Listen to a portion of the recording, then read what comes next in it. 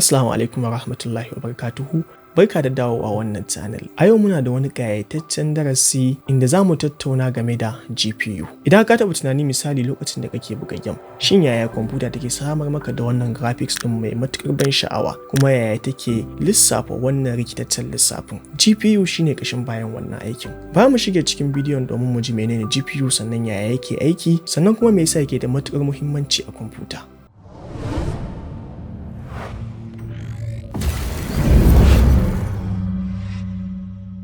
GPU yana nufin Graphics Processing Unit, kamar dai CPU wato Central Processing Unit wanda yake da haƙƙi wajen lissafawa da kuma handling ɗin kowane aiki a cikin kwamfutarmu. GPU shi kuma a ɓangare ɗaya yana aiki hannu da CPU wajen samarwa da kuma processing ɗin graphics. Ka ƙaddara CPU a matsayin ƙwaƙwalwar kwamfutanka wanda yake da haƙƙi wajen executing dukkanin wani task da sauran lissafi a kwamfuta. Har ila yau, idan aka zo ɓangare na graphics mai matuƙar girma, CPU yana iya gazawa, wanda anan GPU ke taka nasa muhimmiyar rawa. A yayin da kake buga game ko kuma kake aiki da applications masu matuƙar amfani da graphics, misali video editing, 3D modeling da sauran makamantansu, GPU yana ɗauke wannan babban aikin daga jikin CPU ta hanyar handling ɗin wannan complex calculation ɗin da kuma dukkanin wani aiki da ya danganci samar da graphics da kuma haskawa. A can cikin zuciyar GPU akwai dubban cores waɗanda suke taimakawa GPU wajen iya yin lissafin data mai matuƙar girma, sannan kuma yake bawa GPU damar iya yin lissafi gefe da gefe, wato ya karɓa ta nan ya karɓa ta nan duka ya lissafa, wanda ana kiran wannan processing ɗin da parallel processing. Yasa GPU yake iya yin calculation sama da CPU wajen sauri. A yayin da shi kuma CPU ya kware wajen yin lissafi daki da daki, wato sequential processing. A yayin da shi ko GPU wannan parallelism din yake ba shi daman iya samun mana da hotuna, sannan kuma yake iya running in complex simulation. Haka zalika yasa GPU ake amfani da shi wajen mining ɗin cryptocurrencies. Na san za ka yi tunanin shin wai wannan GPU ɗin yana ina ne a cikin kwamfuta?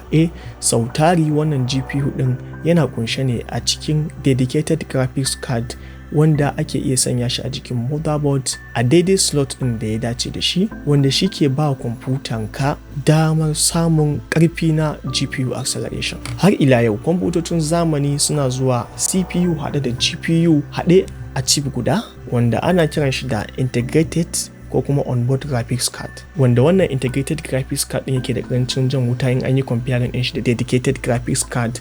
Sannan kuma yana iya handling ɗin ayyuka na yau da kullum waɗanda ba su buƙatan graphics card mai girma, sannan kuma requirements na graphics ba a buƙatan shi da yawa. Dedicated graphics card yana da matsanancin jan wuta fiye da integrated graphics card, sannan kuma yake iya handling ɗin mafi yawa daga cikin dukkanin wani aiki na graphics. Idan aka zo maganin GPU wato kamfaninnika da suke ƙirƙirar wannan GPU ɗin, za ka iya samun su AMD, Intel da kuma Nvidia, waɗanda suke ƙirƙirar dukkanin wannan GPU ɗin don mabambantan amfani, tun daga kan buga game har ya zuwa kan manya-manyan ayyuka waɗanda manya-manyan industries suke amfani da shi, irin su engineering da kuma data analysis har da architecture. Akwai model daban-daban na kowane irin kamfani wanda ya ƙirƙiri GPU, misalin Nvidia GeForce GTX and RTX series ko kuma AMD Radeon RX series.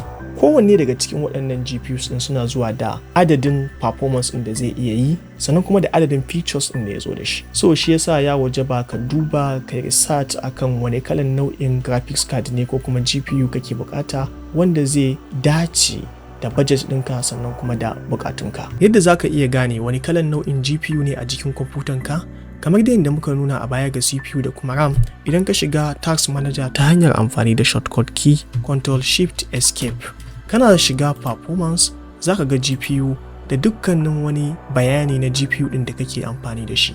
Kamar yadda kuke gani GPU ɗina AMD Radeon Native Graphics, sannan ina iya ganin dukkanin abubuwan da GPU ɗina ke kunshe da shi. Har ila yau kuwa idan ka shiga Start, sannan kai searching ɗin Run, kana yin clicking ka rubuta DX ka danna OK. A nan sama za mu ga system sannan kuma ga display.